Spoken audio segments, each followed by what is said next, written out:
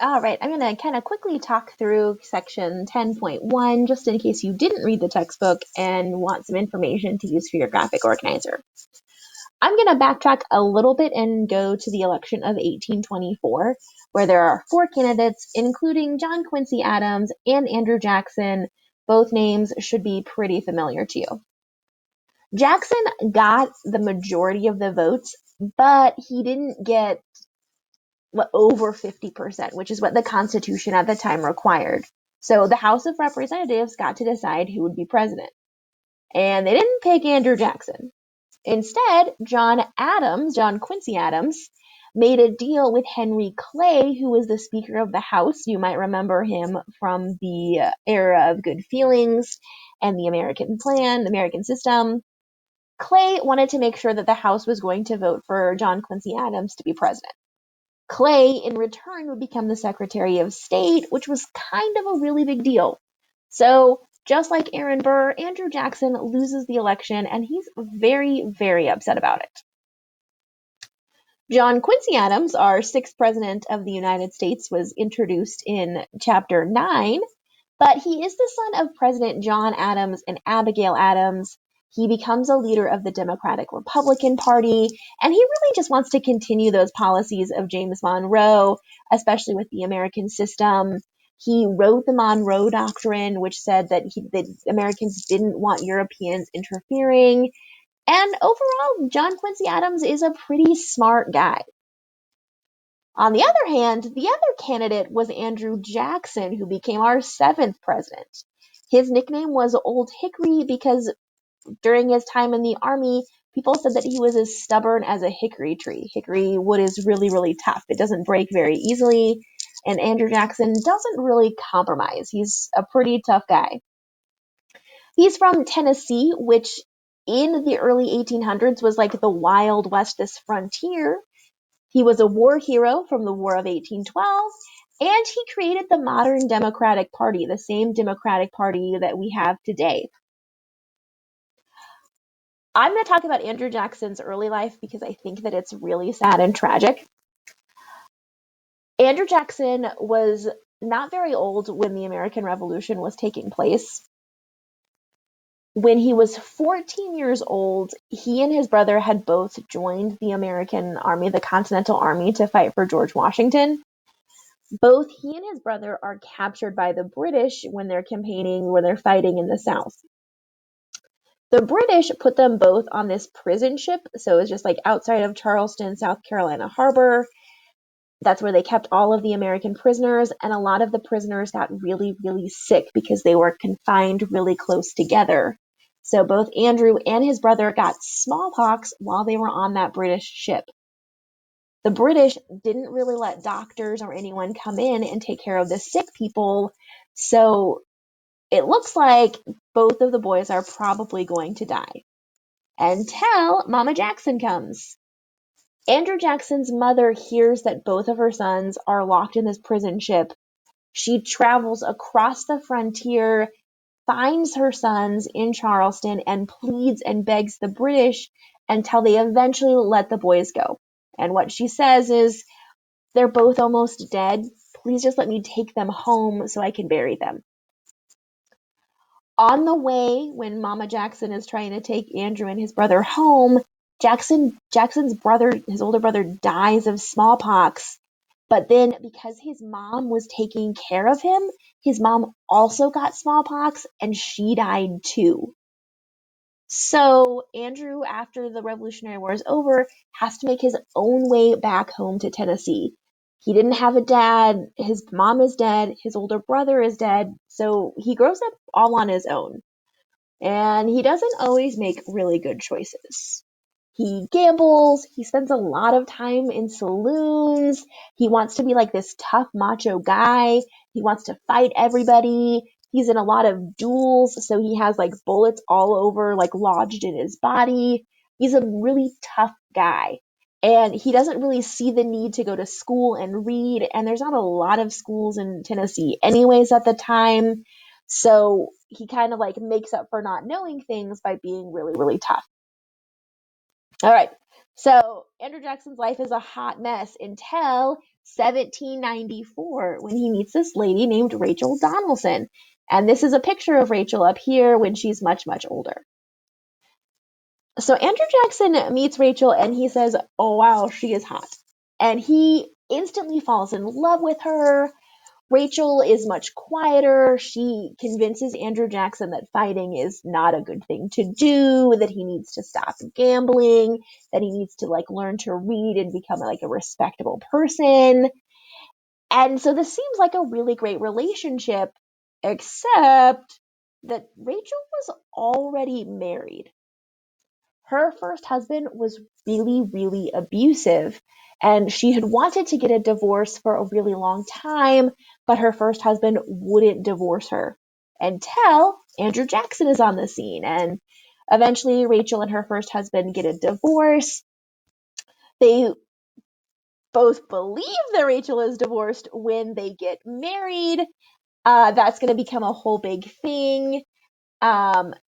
But yes, so Rachel and Andrew Jackson get married. They want to live happily ever after, and we'll talk a little bit about whether that happens or not. But Rachel is important for kind of getting him on the straight and narrow. Okay, back to Jackson. So he served in the U.S. House of Representatives, the U.S. Senate, and he was a federal judge after Rachel kind of gets him on the straight and narrow path.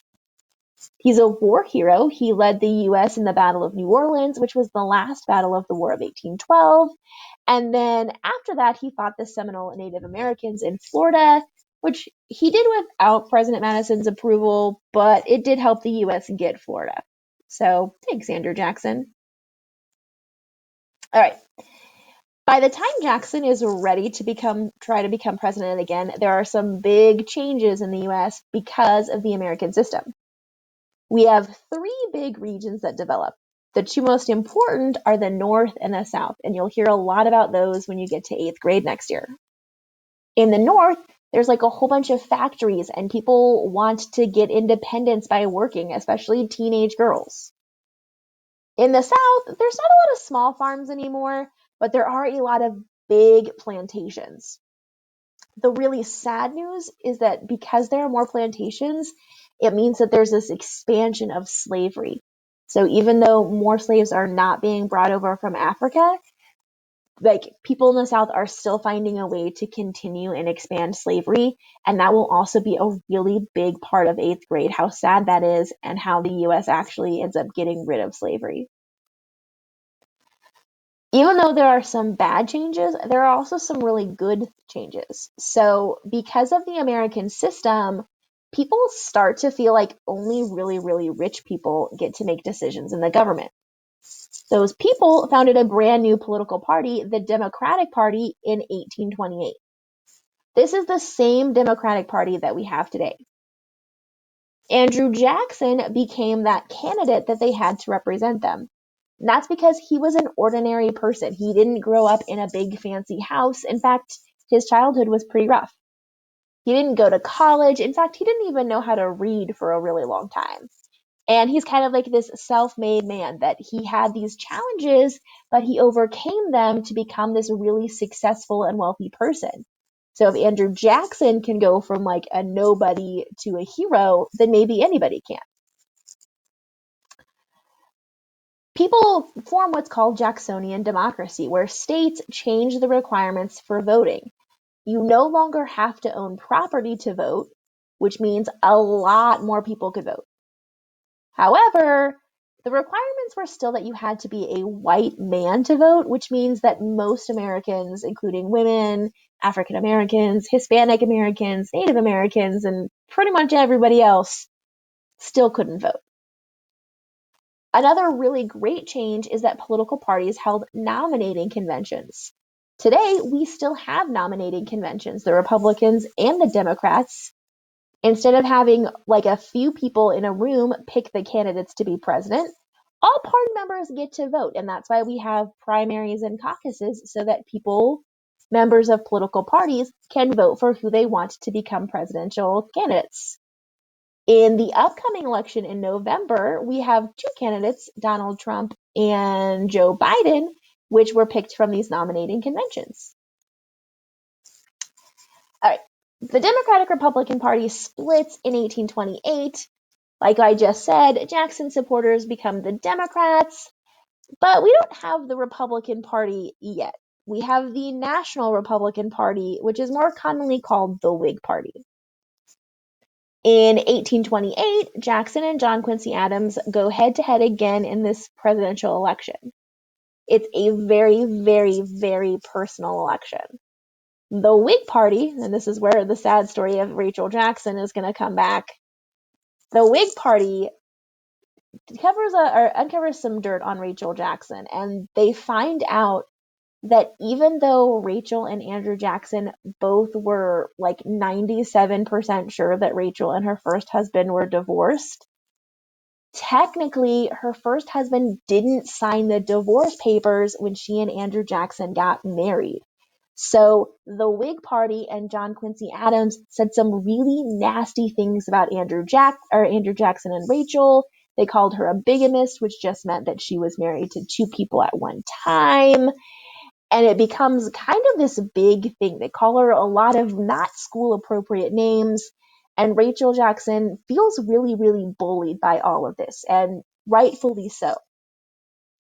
Democrats just call Adams an elitist. They say that he's just this guy who thinks he's better than everybody else. In 1828, oh wait, we just said this, blah, blah, blah. Here we go. So Jackson becomes president in 1828, but because in large part to all of that bullying that Rachel Jackson faced in the election, she dies just a few days before Andrew Jackson is inaugurated and becomes president. Jackson blames the Whigs and he says, I'm out to get these guys. And he's kind of a tough dude, so he's definitely going to be out to get them.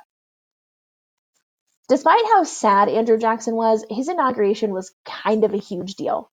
He invited literally anybody who wanted to come to the White House and like kick it with him and have a major party after his inauguration. And they did. Like all sorts of people came, especially from Tennessee. They had a wild party on the White House lawn for days. There was like a gigantic wheel of cheese that got all moldy in the White House dining room. There were people playing fiddles on the White House roof. It was probably a lot of fun, but it did create a huge mess.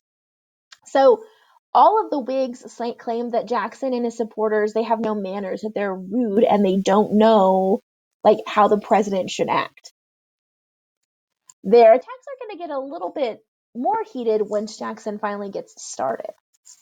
Jackson hates the Whigs, so he pretty much fires all of them who were already working in the government, whether that was like from working in the post office or being on the Supreme Court. He tried to get rid of all of them.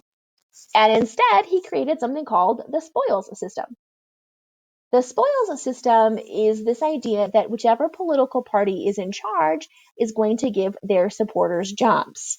So Jackson wanted to replace all of the Whigs with Democrats because he was a Democrat.